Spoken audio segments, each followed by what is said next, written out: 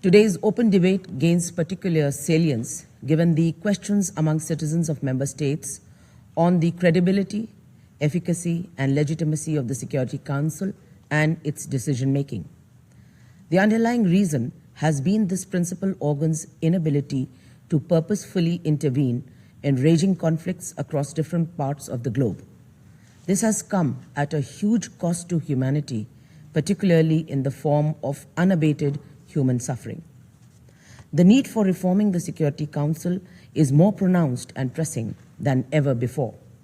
Our joint endeavor must be on appropriately equipping the UNSC to address contemporary and future challenges. The world of 1945 has changed beyond recognition. UN membership has grown fourfold since then.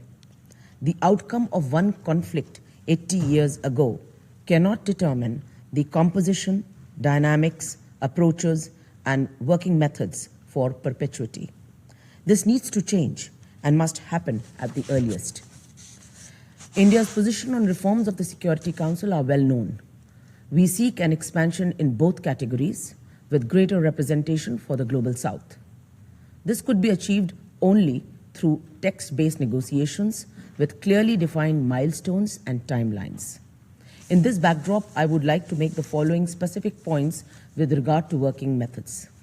First, a discussion on improvement of UNSC working methods must not be done in isolation.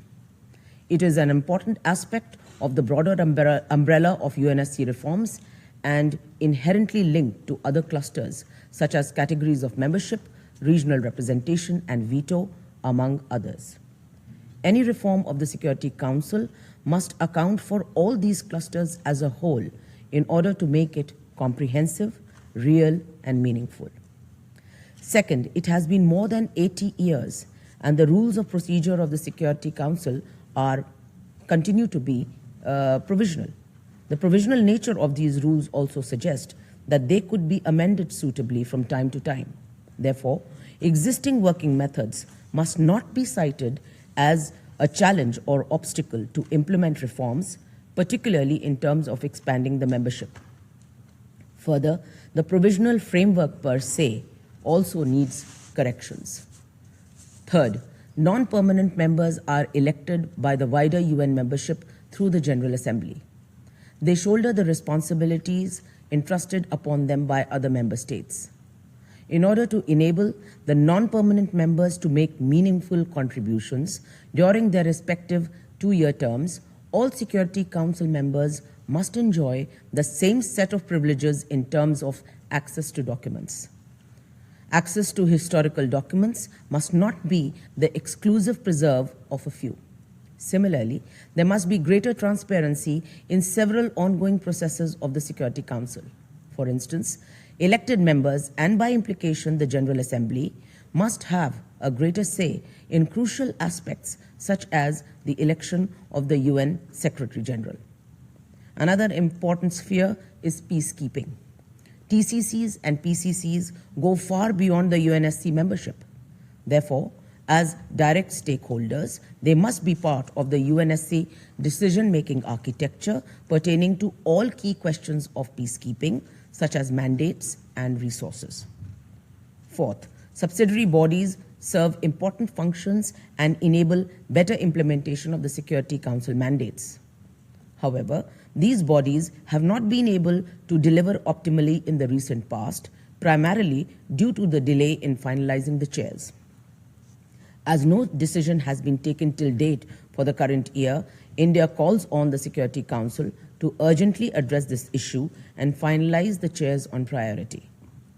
Moving forward, Note 507 must be suitably amended so as to have a definitive and non-negotiable timeline for finalizing the chairs of subsidiary bodies. Finally, Security Council membership brings significant responsibilities. This must not become a platform to pursue narrow political interests.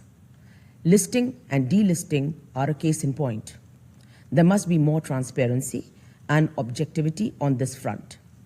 Presence in the Security Council must not be instrumentalized to legitimize terrorists by attempting to delist them or to list other entities as terrorist organizations based solely on political considerations without any objective criteria or supporting documentation.